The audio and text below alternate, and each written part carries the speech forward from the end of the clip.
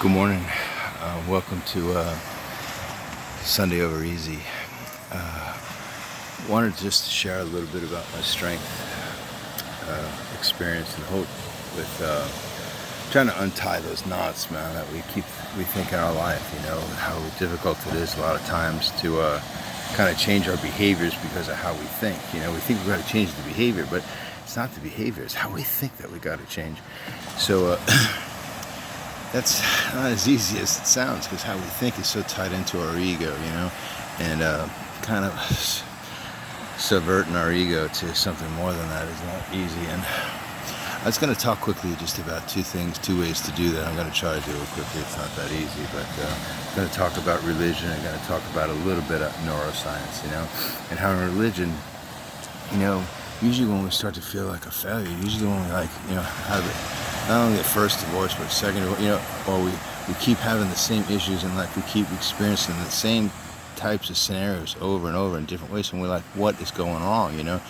And usually when we're able to kind of have that, sit down and not just do like confession, like a standard Western, you know, Christianity confession, but actually talk to the pastor, talk to the deacon, or talk to the priest about, you know, what's going on in our life, and we start to get below the surface of that, you know, kind of concept. Well, I'm right and they're wrong kind of thing, because that's where our problem lies, and that's where our ego is tying the knot that's kind of keeping us a victim to ourselves. So, you know, when we kind of explore the idea of, you know what am I doing to allow this to happen? What kind of thing am I overlooking because I think it's okay? I think this, you know, I have this idea of myself that, you know, I'm this or I'm that, but really I'm coming across a lot different than I think, you know. And for me, man, it's real difficult to try to get to that personal level of myself, you know, to be willing to say, you know, man, maybe it's not okay that I do this, or maybe it's not okay that I do this, or and that hurts, you know, that's not easy to do. And so, you know, the thing about when we do that is we get out of that thought process of, I think this, I think that, and when we have that discussion with somebody, we start to see it. We start to see how our thinking creates our reality. And that's pivotal, because once we see how that thinking works, when it comes back up again, because it's a chameleon how we think, the same way we think comes up numerous ways in how we think. So when we start to see how we think, we're like, oh, that's the same way this kicks in. That's the same way it does this, you know. So situations change, but the thinking stays the same a lot of the times. So really have an in-depth discussion with somebody that you can trust and you can feel confident, you can admit some things to that you wouldn't want to admit to anybody else, and help untie those knots that create the thinking. The second way I was going to talk about is, you know, when we try to do things on our own, we might be untying knots, or we might be trying to set goals for ourselves. You know, how do we rewrite the scripts in our mind? How do we rewrite the script of, you know what, I'm just, you know, never good enough on this, I'm not, to something where I am an achiever, I can be something, you know, how we kind of turn that outlook of ourselves around.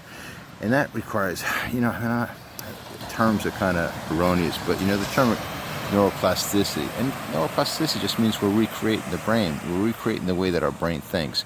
We're establishing new neural pathways. And, you know, it's kind of interesting once you start, you know, looking into it, because you figure out how to retrain your brain. You know, if we want to rewrite new neural pathways, that comes down to the impulses that we have. When somebody does this, we do that. When this comes in, these ways, these nerves fire from the base of our brain, from the limbic system, up into the frontal cortex, the neocortex, surrounding cortex, and how it interacts with different anger, fear, insecurity, all those places where all those emotions originate, how that neural pathway flows through that, and that's how we react to it. So trying to rewrite those neural pathways, I wrote a lot about that stuff, so I'm not going to go into that now because it's very heavy and stuff. And if you're really interested, then you'll do the research and you maybe read over some of my past writings on, you know, how to use, you know, repetitive positive affirmations combined with exercise, neurotransmitters, neuromodulators, serotonin, dopamine, acetylcholine, you know, redundancy and stuff. And yeah, I think one of the main components to all that, like science or whatever stuff, is willing to put the effort in and willing to fail. If we don't accept the fact that we're going to fail at certain things in life, we'll never achieve much. You know what I'm saying? Einstein, you know, if you set your goals for something, you know you can achieve, you're not setting them high enough, you know. That means you got to settle for mediocrity. don't get me wrong, man. There's nothing wrong with having this really, life that's just kind of stable and put together. But at the same time, you need to I believe we need to challenge ourselves. God gave us this life to live. He didn't want us to, not achieve as much as we possibly could, not to work towards building a life that not only helps us, but helps others. So as we experience successes, we learn to, achieve certain things in our life that we never thought we could do. We thought we're kind of stuck. It's up to us to be able to give that to other people, to inspire other people, to say, you know what, I'm not alone, man. This guy did it. He's talking about it. I can do it too if I put the effort into it, So this Sunday, man,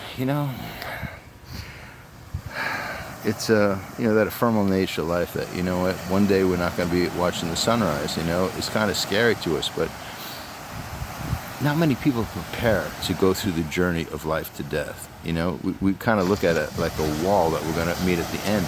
But if we realize there's a journey, it's part of a journey, there's a destination as we're going through that experience, then we can use what we're experiencing in life as a platform to help us prepare for that. And that comes in the small things that we're doing on a day-to-day basis. We're willing to fail at saying hello to somebody, because we're going to say hello to somebody, they're going to ignore us. Doesn't matter, But being willing to fail at the small things is going to give us the impetus to be able to take the next step. Say, yeah, okay, well, I can live with that. I'm still going to keep going.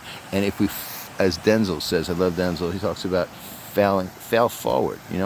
Don't fail backwards into I'm giving up and stuff. I failed, but how can I use that failure to achieve the next thing? How do I find success in my life today? And, man,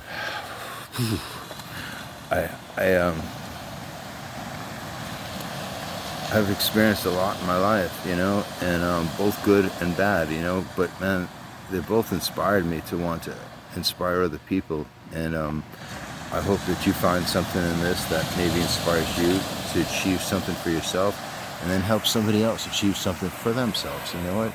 That's what we're here for, man. We're here to give what we got, and we got to search inside us first. We got to put in the work. We got to put in the effort.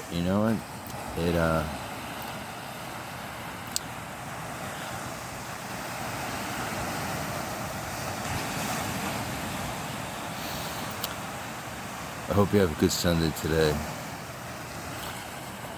and I hope you find some answers in your problems, because as Seneca says, the obstacle is the path, and once we start walking into our obstacles instead of hiding from them, life starts unveiling itself to us in ways we never thought it could. Have a great day, everybody. Bye.